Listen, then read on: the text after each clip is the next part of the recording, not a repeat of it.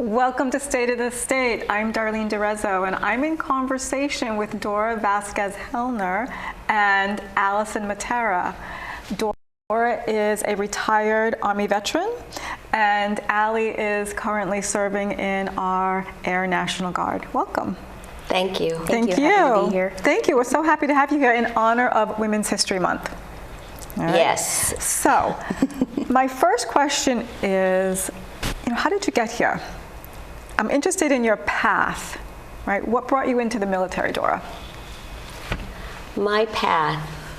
My dad, along with several of my uncles, served during World War II, and patriotism was always a big item in our household, to the point that when we would go to parades, my dad would immediately have us stand up as the colors would pass by to salute Old Glory.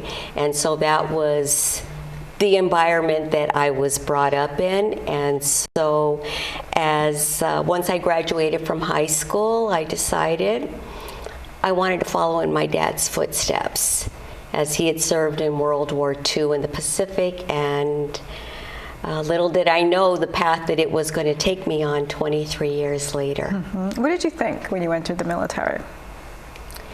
Well, the first thing I thought about was a structured life. Okay.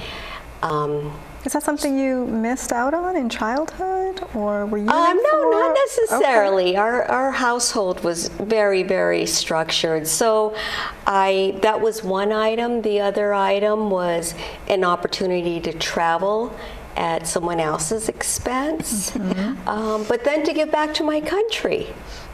Those were the top items as far as why I joined. Okay, and what made you stay? 23 years. Well, I'll tell you, little did I know that it was going to be 23 years. I think I would have stayed a little bit longer had my husband not received an opportunity here in Rhode Island. That's how we ended up here in Rhode Island, because we were in Fort Bragg, North Carolina at the time. So I could have possibly stayed for a few more years, but it was something of myself that I loved giving back to my country, and knowing the contributions that I was making on a daily basis. And so tell me about some of the travel. Where have you lived and where have you traveled to in service? So specifically with the Army, my first assignment was in Stuttgart, Germany, which was a beautiful opportunity to see so much of Europe. And funny thing about that also is that at that time when I was there in the late 70s, I had the opportunity to meet General George Patton's son, who was a one-star general at the time, who was about just as flamboyant as his dad. In fact, he used to ride around in this open Jeep with red leather seats. So it was a very interesting character, but then I also spent some time, a number of years, about 15 years, on Fort Bragg in North Carolina, home of the airborne. Then we went to Panama, and we were there before, during, and after the invasion. Wow. Fort Carson, Colorado, which took me... Can I pause you? Sure. So before, during, and after the invasion, what's it like?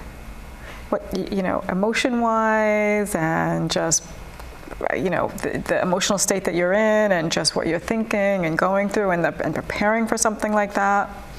Well, funny you should ask that question, because we were just talking about it the other day, in that, with the Army, for myself, I'm always on this mindset. It's mission first, mission first, mission first.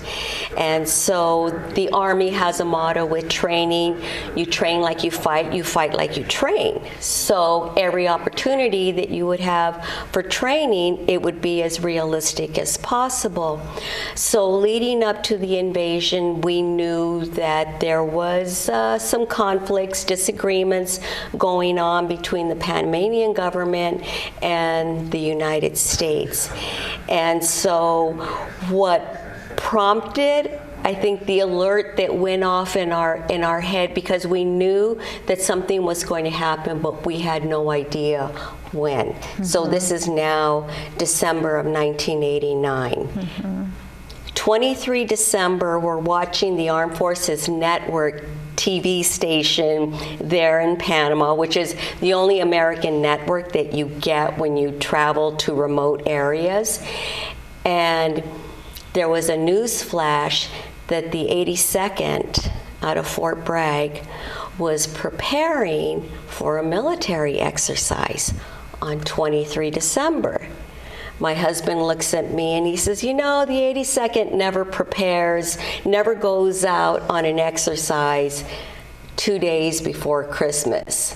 Something is going to happen. Mm-hmm. You need to get your bags ready. And he was also in the Army. You need to get your bags ready. You need to get your soldiers ready too, because at that time I was a platoon sergeant. Mm-hmm. And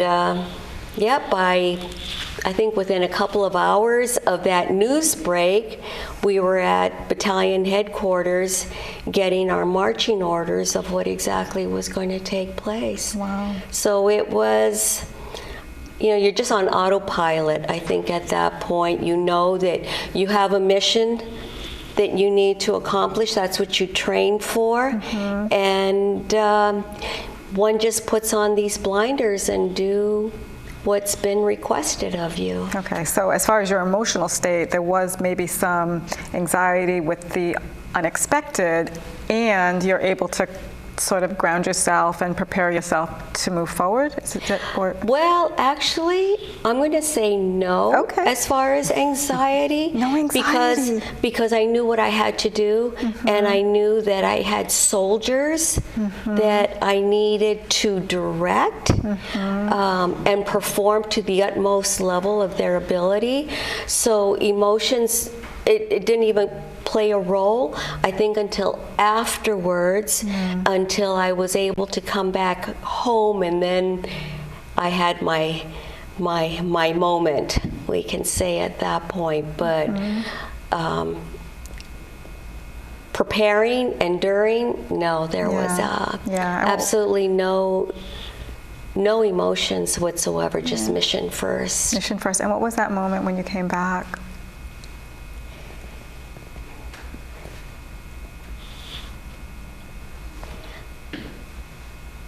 It was very overwhelming because I was deployed, with Panama. Panama is an isthmus, and it's only 50 miles across the country of Panama, and we were stationed on the Atlantic side. But I had to deploy a team to the Pacific side, and during that period of time, for those 2 weeks, I had zero communications with my husband, and he was working at the field station, which does voice intercept throughout the country. So we had zero communications. And so when I came home, it was just,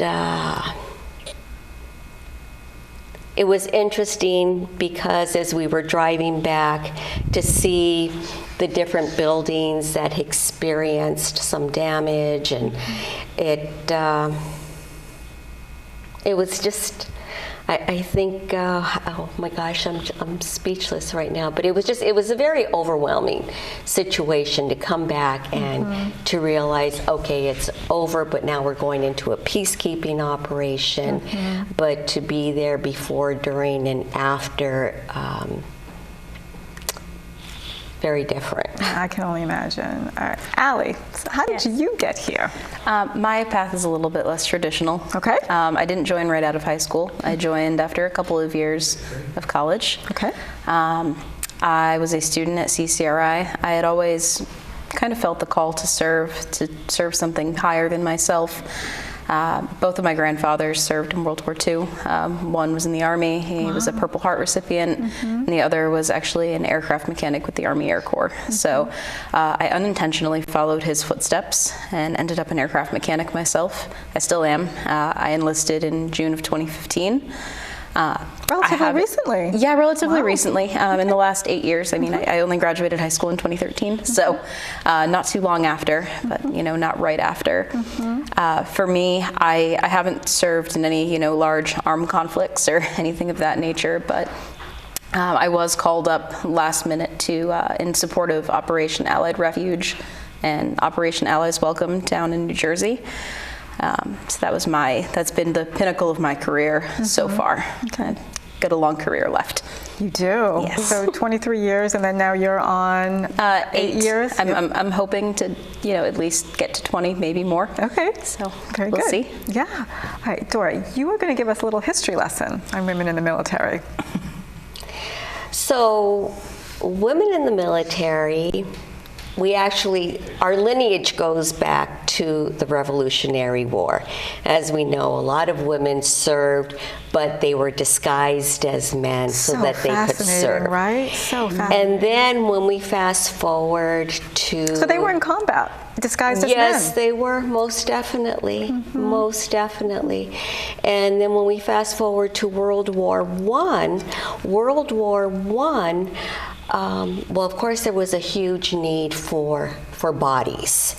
And the Navy was the one who led the charge with accepting women. They were the first branch to openly accept women to serve.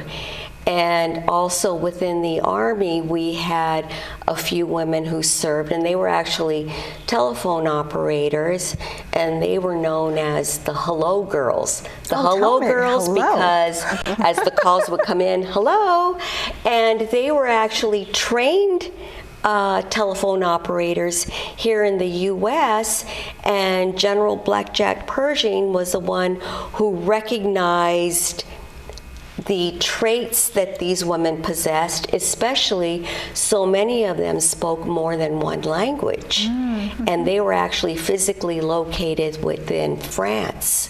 So their skills were really put to use.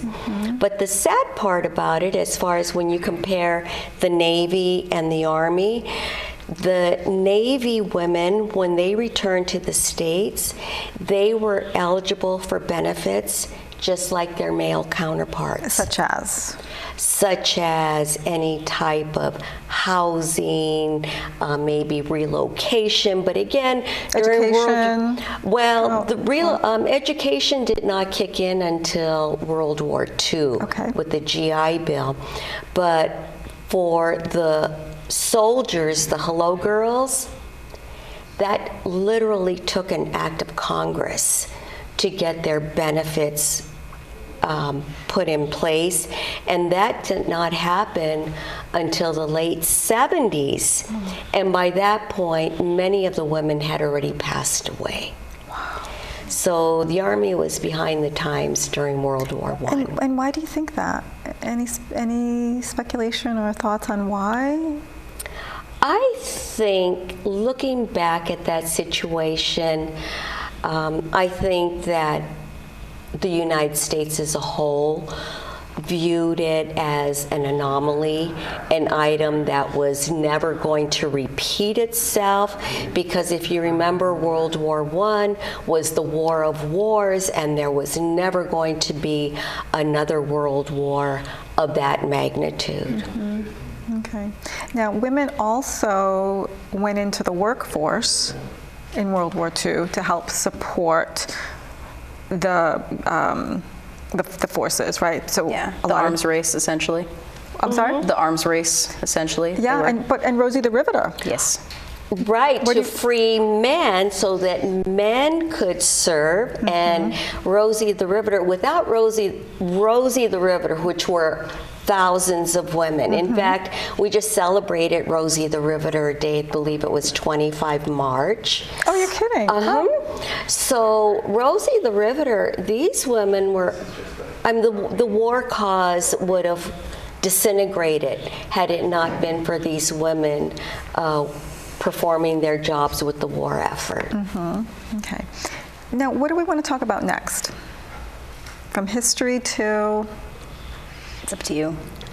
Well, you wanted to share some of the humanitarian efforts. Yeah, okay, let's so, talk about that. Yeah, the National Guard, Air and Army, but mostly Air.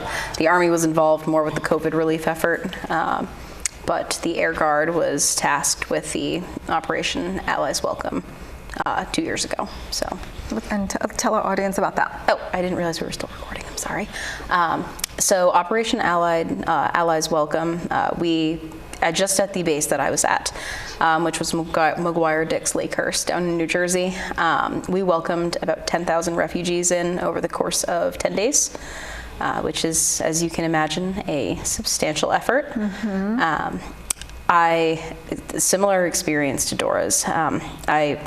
I'll never forget it. I was sitting in a Security Plus class virtually on a Tuesday, and we got the news alert that there had been a suicide bombing at the Kabul airport, and that that they really started televising this mass evacuation of, our allies, interpreters, families, everybody. And I just remember thinking to myself, something is going to happen, something big is going to happen, and we're going to be involved.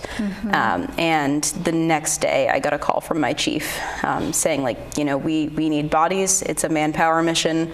This is going to be nothing to do with your job. We don't really know what we're sending you into, but we need you in place in New Jersey on Sunday. So, and we all drove there.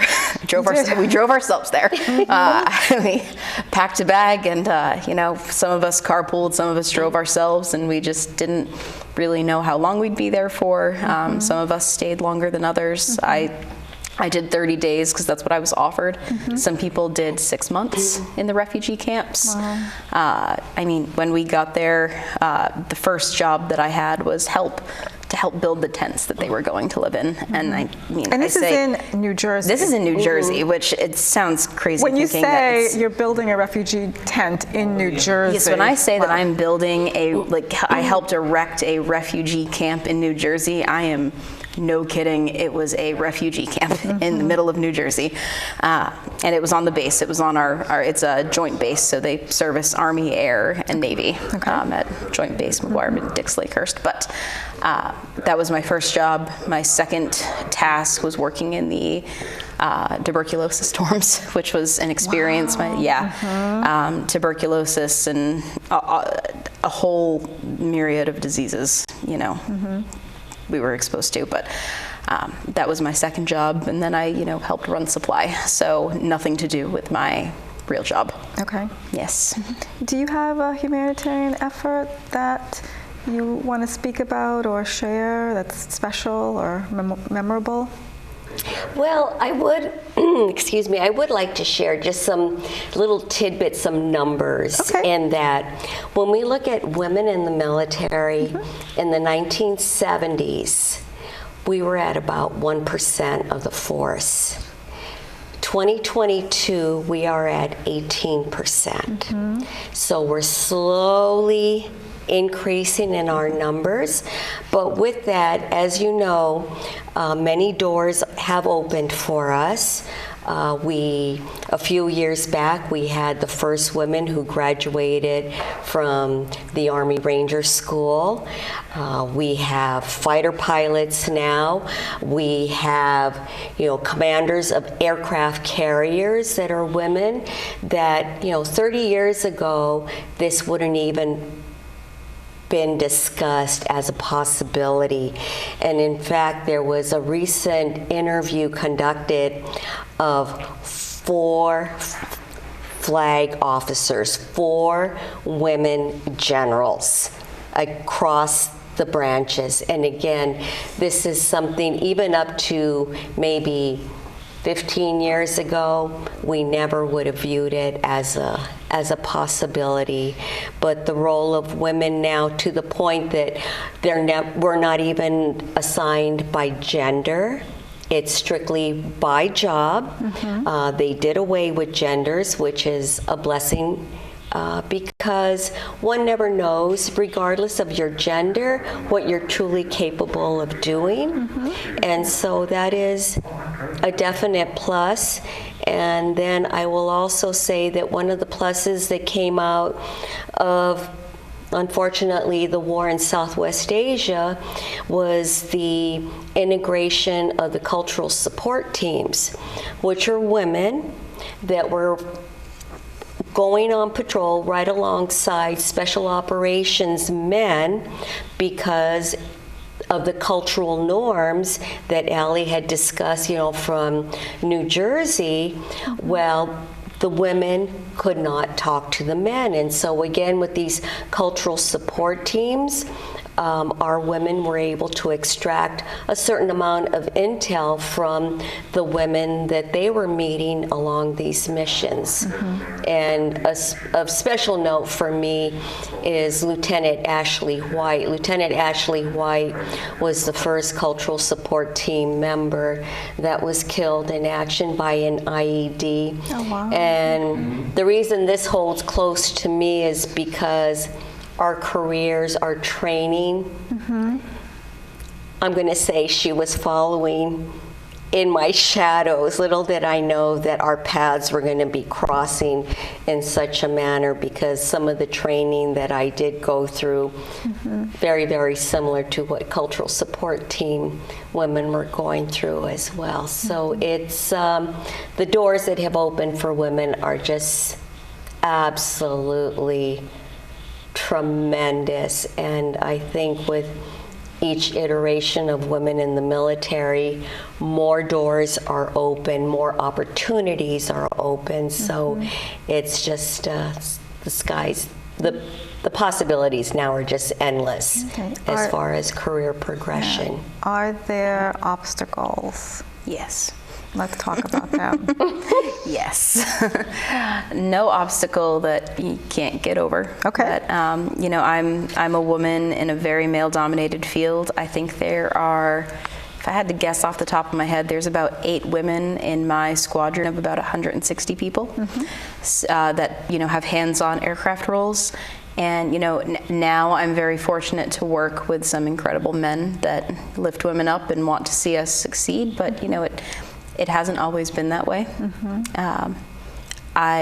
Some of the obstacles you face, you know, there's an inherent bias against women sometimes in the more male-dominated fields, whether that's in, you know, aircraft maintenance or in engineering or, you know, anything like that. So what is it? You don't have the strength, the intellect, what? The strength. The endurance, what? So the strength, the willingness to get dirty. You know, those are the two that I typically run into. Okay.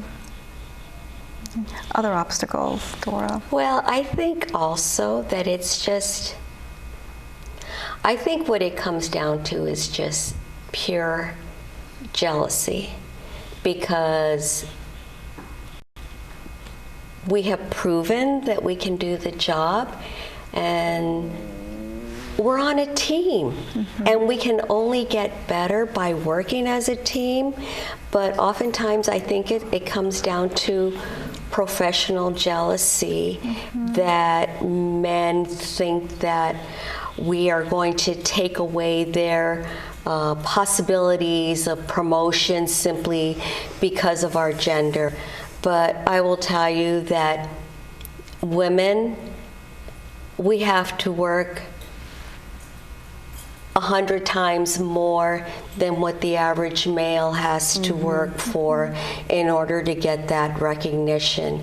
And then, of course, if there's a little bump in the road, oh, well, that's because she's a woman. And it still plays out to this day. Sometimes I'm dumbfounded by the amount of discrimination that I hear that is still being practiced, the attitudes that, you know, we can only win and gain more for our country if we just learn to work together as one versus against each other. Okay. Let's talk about military sexual trauma. You know, something that's maybe not talked about enough, where women have felt that they don't get the justice that they deserve. Well, Do you have statistics on that? unfortunately, I don't. I believe it's 1 in 4 is what they're saying now. I don't, but if you, unfortunately, here in Rhode Island, a few years ago, I was working with Representative Camille Vela Wilkinson because there were several women from the Guard who had approached her because of MST, military sexual trauma.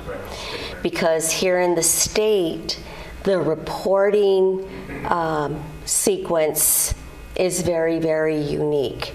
It's all in-house rather than a neutral party.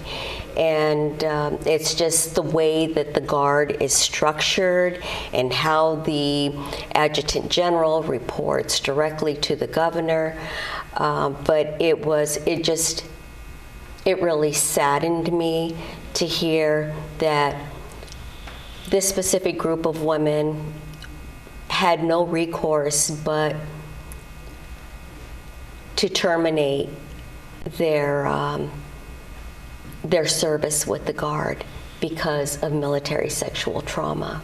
Because they didn't get the services that they needed, or that there was no consequence for the perpetrators? Both? All of the above. No consequences for the perpetrator. The woman was the guilty party simply because she was a woman. And so I haven't heard of too many cases now, but I would be naive to say that it's completely it disappeared. It's not. Because I would say even within the active duty, if you look at installations such as Fort Hood, where we've had quite a few women who have disappeared, only to, once the investigation has been completed, that they were victims of sexual trauma. I think it's only worsened. Well, maybe more women are coming forward. More women are entering into the military, as you said.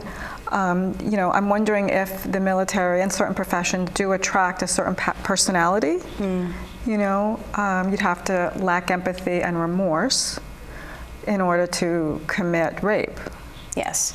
So for me, I can only, and I have to put the disclaimer out, of course, that my views do not reflect the DOD. They're not associated with the DOD when I'm not in uniform. The reporting process has, fortunately, I think, improved. We now have the option to either go restricted or unrestricted in reporting. So restricted reporting stays with your first sergeant, and you still have all of the resources that you need, such as mental health counseling. You can choose to go on or off base for it. We have some incredible resources. Our director of personal health, she's fantastic. And you have the option to go to the vet center in Warwick. That they're just absolutely incredible there. Or you can go unrestricted, and that goes to your commander, and that goes to the JAG. It goes to the SARC. Not sure if you know our SARC, Colonel Lynn Hannon. She's wonderful. But you still have all of the resources, but the recourse to, you know, press charges if you'd like to. So I think at least in the Air National Guard, I think we've gotten better. I think we've improved. And I really believe that, you know, these organizations only change if you do, and they only change if people are willing to speak up. We are down to 30 seconds. Wow. What would you like to share? You want to look into that camera and share something before we have to say goodbye to our audience? Well, I would like to say that Women's History Month actually started out as a week, and it was under President Reagan that he proclaimed that it would be a month. Wow. Wow, love that. Yes, yes, but thank you so much. Thank you so much. This has been wonderful. Of course. You have been watching State of the State. I'm Darlene DeRezzo. Be sure to find us on social media. We just set up an Instagram account at State of the State RI.